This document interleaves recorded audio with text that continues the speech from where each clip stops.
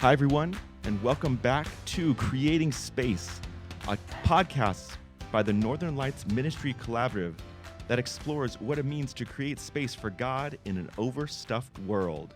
This week, I am back with Pastor Greg Isaacson. Good afternoon. And I am Pastor Michael Ozaki, and it is good to be here with you all. Greg, how are you doing today? Feeling well. Came off of my COVID experience. Yeah. It actually wasn't too bad. However, the isolation in the basement for 5 days was a little more than I anticipated. but glad to be out and yes, feeling good. So thank you for asking. When I got it, I was also isolated, but it was in one room in the back. And I remember towards the end when I was feeling better, I just started kind of pacing around the room randomly, just trying to find something to do. So we're glad you're out and back with us. And this week, we are talking generosity. Yes, when we were coming up with our Creating Space theme, we felt it important to address what does it mean to be a generous spirit? And I think what are the things we do to grow a generous spirit as people of faith? And so I look forward to our discussion this time and seeing where our discussion takes us. That's right. So Pastor Greg and I, we both have 3 points, kind of main things that shape our thinking about generosity. And Greg, I'm going to throw it to you. Tell me your first point when it comes to being generous and creating space for God. Well, coming back to the main theme about growing a generous spirit, I do think that as much as it is a part of our faith, that we also are called to put into practice some of the things that help grow a generous spirit.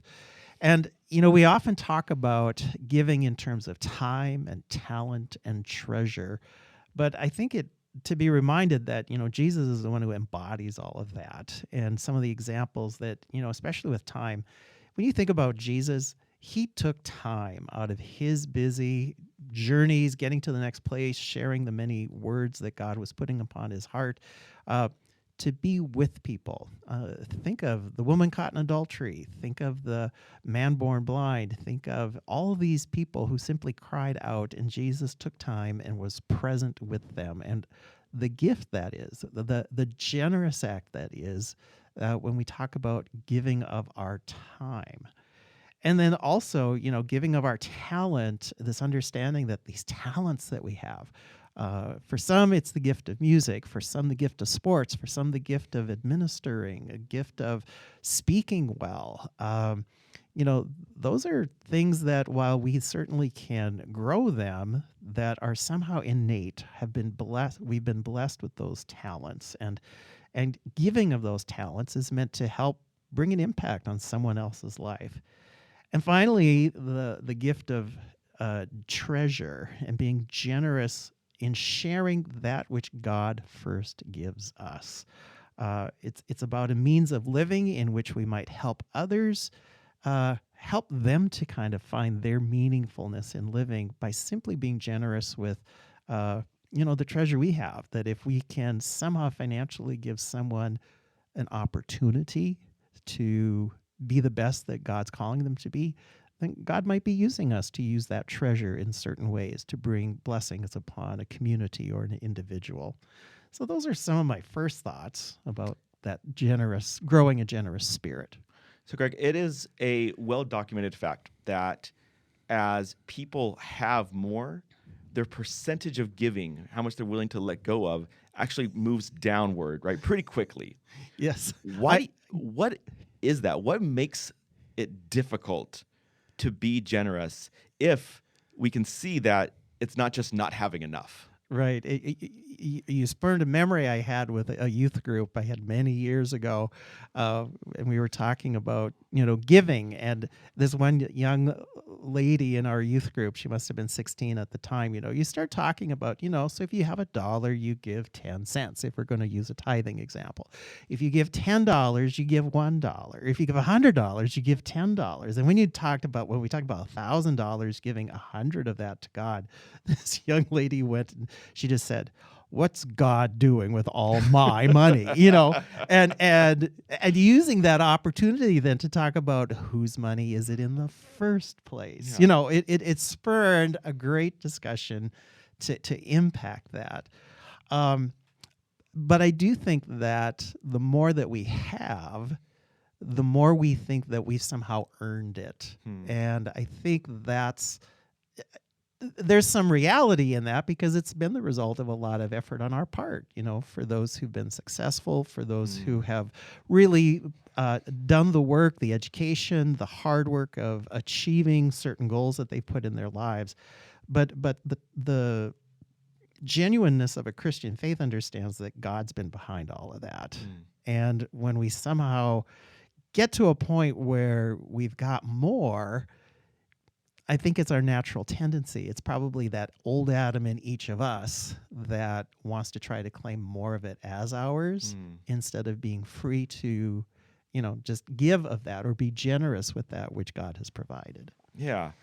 I think we also have this really bizarre suspicion of generosity, right? Almost like it moves against the way we think the world works. I remember hearing a TED Talk, and I can't remember the gentleman's name, but he was a researcher, and he mainly looked at nonprofits. And one of the things he talked about was that the really difficult thing about running a nonprofit is that the number one thing people care about is how much of my donation is going directly to the people that I'm donating it to, right? They're very suspicious of nonprofit organizations as a whole, and if they use too much of the donations for administrative costs or things within them, which is understandable. There has been some really sketchy groups Some that have abuses to that, really yes. huge abuses. But we never think about that for for-profit businesses, right? We never think how much of it is going to the good of employees or to the building of the communities they're working in or the factories, things like that. And so with nonprofits, they find themselves really afraid to make investments, but also they run on such a shoestring and they start worrying about like having bought too many pencils or having the cheapest space because they need to show that those margins are really great. But it also exhausts people and it burns them out. And it causes more stress. Exactly. Yeah. And it's all out of this kind of innate suspicion we have towards generosity as a whole, I think. So my first one comes from this idea that is really kind of at the core of the Genesis story. And it's the idea that no life exists independently of itself. No life creates itself. No life sustains itself, right? Even if we built our own business, right? Our life was given to us because we had parents and because we had friends and because there are those who invested in us and there are those who came before us who built the institutions and the schools that helped raise us and create us and educate us. It's the same thing for trees in nature and the birds in the sky. No life exists independently. We are all the product of gift in which we could not get on our own. And so there's the basis of what life is.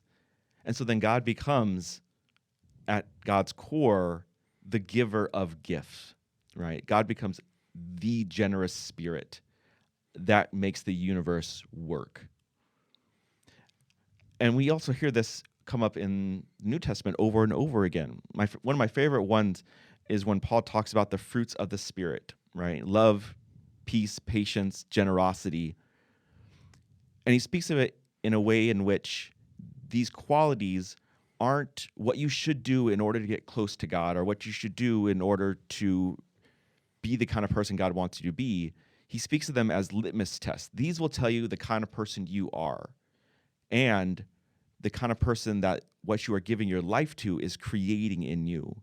And so, yes, you might be someone who is really good at making organizations more efficient or dealing with your own finances or getting everything that you need without any help. But if that's not creating more generosity in you, then that is a sign that what you've given your life to is actually in the opposite direction of God. And so it's not about what you do, right? But what you do builds who you are. Mm-hmm. No, and then trying to connect that with your um, the gift of the Spirit thing is to recognize that my gift might be different than yours. It's not better than yours, Mm-hmm. but we work Mm-hmm. complementary, and being generous with each other might mean that not just with each other, but for someone else would say there's another life that can also aid and give benefit to the community at large because of our generosity together for a larger good. Yeah, and I think this gets confusing and twisted because for a lot of people, they think, well, yes, I have a purpose, and my purpose is to make my house strong or this business strong or this institution strong. So I'll be generous once that's strong enough. And when what's the extras, then I'll give that away, right? Mhm. The problem is we never actually feel strong enough. We never feel fully safe oftentimes. And so we always need a little bit more to sustain the little bit more that we had to collect to get the first bit. Mhm. Right? And I think that one of the things the gospel is always reminding us of is you are not your productivity. Who you are meant to be is a loving, generous, kind conduit of God's hands and feet in the world. You're speaking to my Martha. Right? Right? Yes, yes. Yeah. Um, And so when should I start being generous? You should start being generous and let everything else come out of that generosity. right. And I think for me it's about being authentic in that generosity. Mm. It's and even for the stuff that you've laid out there, I don't know of any business owner who hasn't grown their company because some family member or friend or someone they know of who has been generous to them to help them grow in whatever their work might be. That was also a recipient of the generosity from someone.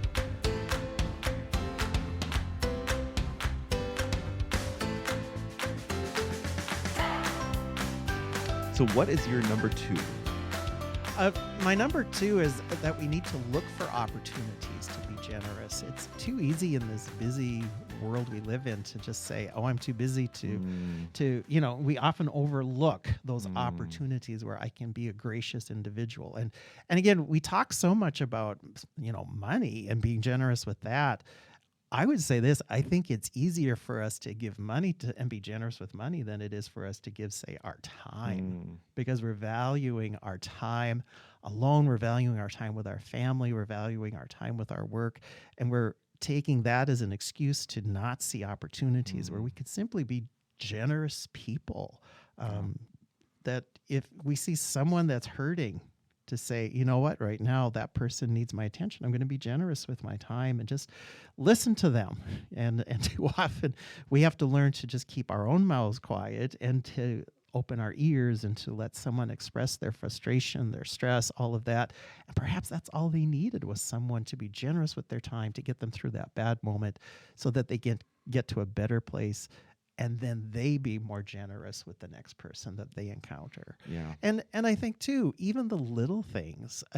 I know one of my irritants is, sometimes if I'm not being served, like if I'm expecting someone to say check me out of a retail line, or if I'm having a frustration with a wait staff or something, it's my first reaction is to kind of roll my eyes and think, oh, this is not happening. But a generous spirit, I'm learning, has me consider, I wonder what kind of stress they're under. Have they been fully trained? And do they know what they're doing? And how can I make this situation better by being of a generous spirit and saying, you know what, it's okay.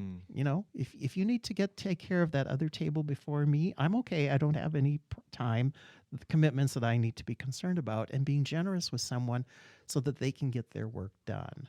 And it's not their fault that they haven't been trained, and just to take a different perspective from it, to be generous enough to say, I know you may not have all the things at your disposal that you may like, but I'm here to affirm you and to say, I have the time that it takes for you to do the work you need to do. Absolutely. Personal confession. So I think that we all have a thing that we, whether we realize it or not, thinks makes us valuable, right? For some, it might be that we make money. For others, it might be the service that you give someone or things you could fix. For me, the thing I fight with is the shadow belief that what makes me valuable is the answers that I have, right? And so it's the reason that I enjoy school. It's the reason I really enjoy learning and digging into my own nerdiness. And so no matter what it is, it's so easy to think that I need to spend my time doing this thing, and then what I have, the value I get from it, the profit that I have from it, that's what I can give to other people. Mm-hmm. But I got to make sure the value comes into me first, and then I can give the value away. Mm-hmm. If something else distracts me from that, right? If I have to give care when my core unspoken belief is like my value is from money, then giving care becomes really hard because it makes me less valuable because I'm not making money. For me, it's I should be reading more things. I should be like learning more things.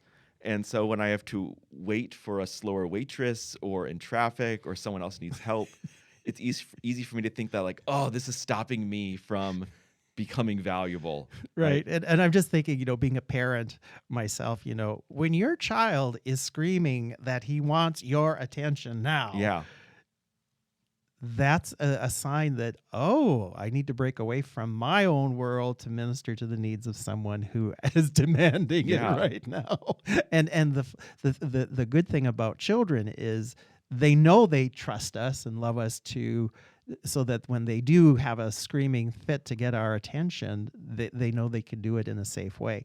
Whereas, we become grown-ups, we protect ourselves from those things. Mm-hmm.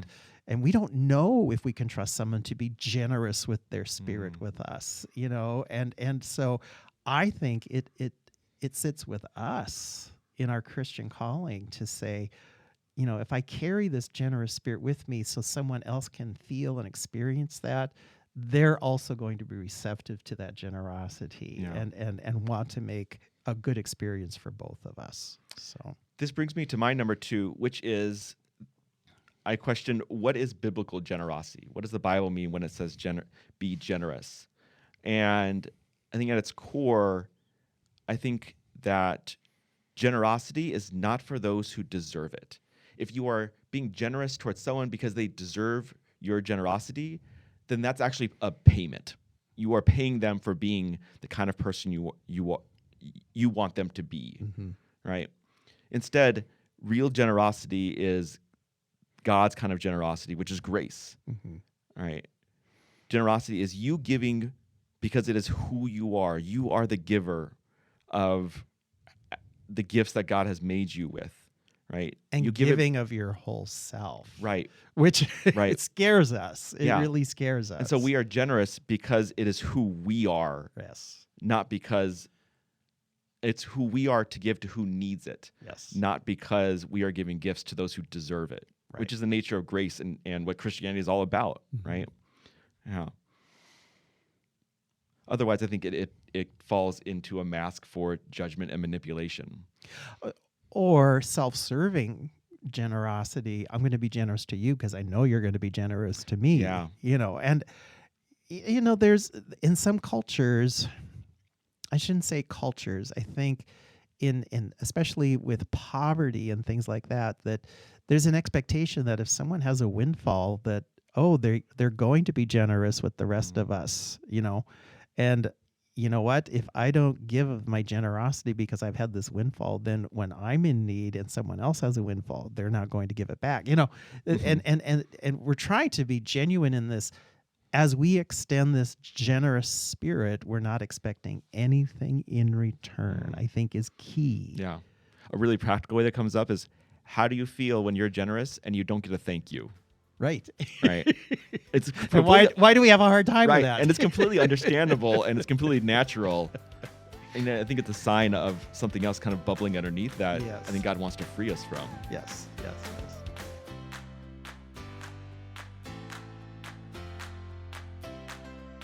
My final third point, I do think that our calling as Christians is, as much as it is to extend generosity, I think it comes from a heart of growing in our gratitude with what we have, especially in those simple and small things that we have in this world. Because I do believe that a generous spirit understands that, what I've got in this current moment is good. What I have right now is enough. And not only enough, but there's extra that I can now give to someone else. And that's a very different way of entering into this world where it's so consumer oriented, right? Every advertising we see is you have to have this and you want to buy that. And as we think we're somehow dissatisfied with the life that we currently have, and I think it behooves us to kind of be reflective, to take time to pray and to give God thanks for, you know what, I'm doing okay in this moment, and there's enough here for me to give a little extra. And I think that's an important concept to understand. Yeah. My number 3 is the idea that I think generosity is one of the main energies for living water.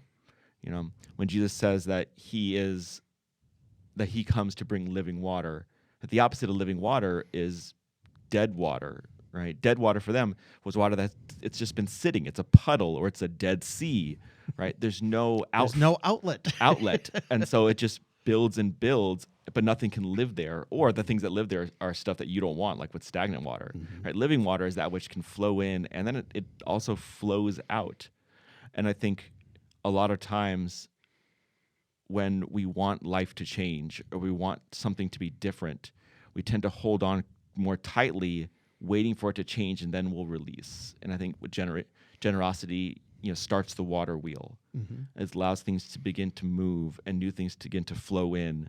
And that's not that you have to give a certain amount or else God won't bless you.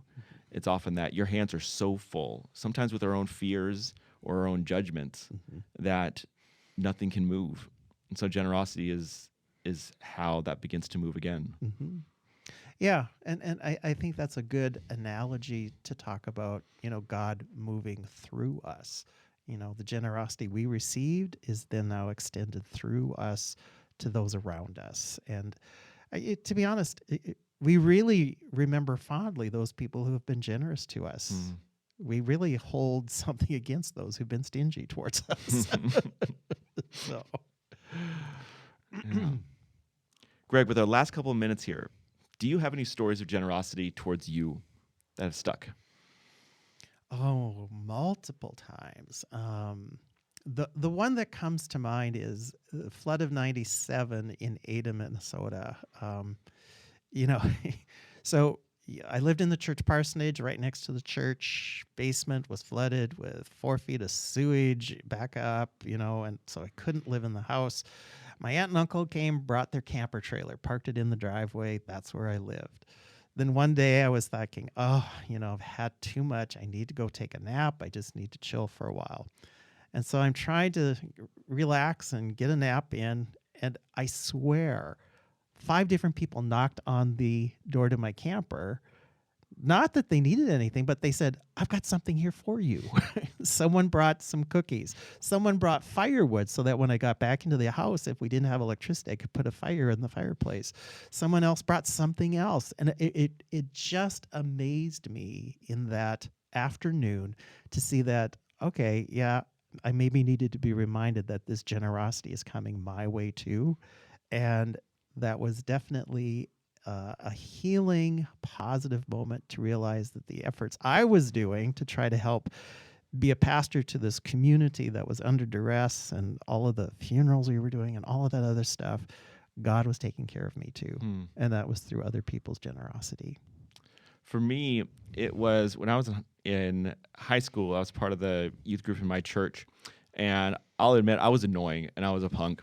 And I was the kid who was a contrarian just for the point of being a contrarian. And I refused to join the church, but I was always there. And you're going to be a good curmudgeon in your old age. I really am. I really am. The problem is I'm going to be surrounded by kids who are just like me. But there's just the pastor and my youth pastor and so many other adults would just let me be that way. And they still invited me in, and they still treated me with such care and such support, and even into their homes. And to this day, I don't know why. I was not fun to be around, but it changed me.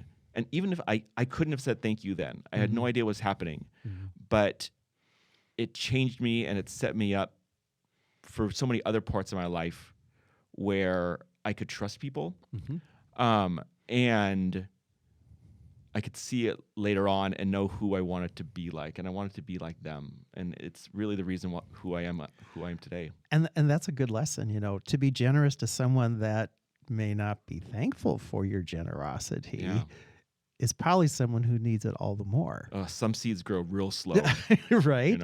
And yet at the same time, it's challenging us and helping us to grow in our own generosity. Just when we think, oh, I'm such a generous person, people love me for this, and now someone's not loving me back for my generosity, like, you need to get an extra dose of this now. Yeah. So Well, Greg, thank you very much for being generous with your time and your stories and being here with us.